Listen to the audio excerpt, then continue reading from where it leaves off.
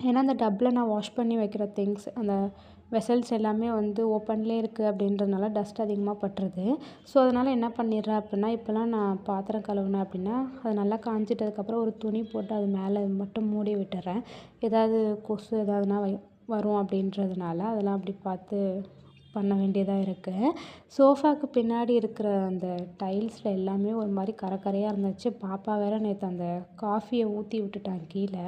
அப்படியே சூடாக இருக்கவும் அதை அப்படியே தட்டி விட்டுட்டான் தெரியாமல். பின்னாடி பார்க்காமயே நடந்து வந்தான் அப்படின்றதுனால அதை அப்படியே ஊற்றி அது ஒரு மாதிரி கரையாயிடுச்சு. நான் அப்போவே அதை துடைச்சிட்டேன். பட் இருந்தாலுமே அது வந்து ஒரு மாதிரி கரையாகவே இருந்துச்சு. அது பார்க்குறதுக்கு ஒரு மாதிரி எனக்கு பிடிக்கவே இல்லை. ஸோ அதனால் நான் என்ன பண்ணிட்டேன் அப்படின்னா, அதில் கொஞ்சோண்டு அந்த இடத்துல மட்டும் நல்லா கொஞ்சோண்டு ஊற்றிட்டு அதுக்கப்புறமா மாப் போட்டு அந்த இடத்துல நல்லா துடைச்சி விட்டேன் அப்படின்னா நல்லா போயிடுச்சு. கரையே தெரியவே இல்லை. அந்த கரை இருந்ததுக்கு அடையாளமே தெரியல. அப்புறம் வந்து பாப்பா ஸ்கெட்ச்லேயும் வந்து கிறுக்கி வச்சுருந்தான் கீழே எல்லாமே. அதுவுமே இருந்துச்சு. சரி நான் என்ன பண்ணேன் அப்படின்னா, ஃபர்ஸ்ட் அந்த ஆளால் அது போகும் அப்படின்றது எனக்கு தெரியாது. நம்ம ட்ரை பண்ணி பார்க்கலாம். போச்சுன்னா ஓகே தான். அப்படி இல்லைன்னா விட்டுருவோம் அப்படின்ட்டு ஒரு ஐடியாவில் தான் நான் அது பண்ணேன். பட் அது ஓகேவாக தான் இருந்துச்சு. அது ஊற்றி கொஞ்ச நேரம் ஸ்க்ரப் வச்சு நல்லா தேய்ச்சி விட்டுட்டேன். அந்த கம்பி மாதிரி இருக்கும் இல்லையா ஸ்க்ரப்பு. ஸோ அதை வச்சு நல்லா தேய்ச்சி விட்டுட்டேன் அப்படின்றதுனால நல்லாவே போயிடுச்சு. அந்த கிறுக்குனதுக்கு அந்த அடையாளமே இல்லை.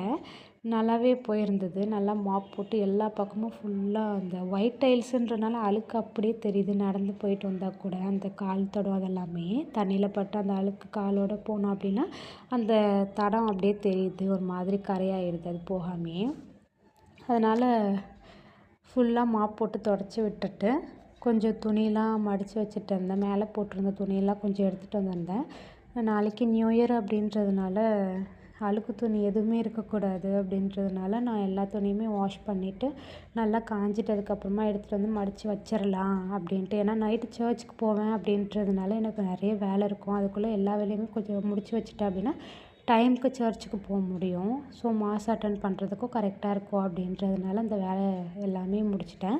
நைட் டின்னருக்கு வந்து என்ன பண்ணியிருந்தேன் அப்படின்னா தோசை, நண்டு கிரேவி தான் பண்ணியிருந்தேன். அப்புறமா கொஞ்சம் சிக்கன் 65 தான் ஒரே கிரேவிங்ஸாக இருந்துச்சு அப்படின்றதுனால எல்லாமே செஞ்சு நைட்டு சாப்பிட்டோம். ஏன்னா சர்ச்சுக்கு போகிறோம் அப்படின்றதுனால கொஞ்சம் லேட்டாக தான் வருவோம். ஸோ அதனால் சாப்பிட்டுட்டு அந்த பாத்திரத்தை எல்லாமே கொஞ்சம் சிங்கில் போட வேண்டியது இருந்துச்சு. அப்படியே கழுவி வச்சுட்டு கிளம்பிடலாம் அப்படின்ட்டு ஃபர்ஸ்ட் என் ஹஸ்பண்டுக்கு தான் போட்டு ரெடி பண்ணி கொடுத்துருந்தேன். அவங்க சாப்பிட்டதுக்கப்புறமா எல்லாம் பார்த்துக்கலான்ட்டு.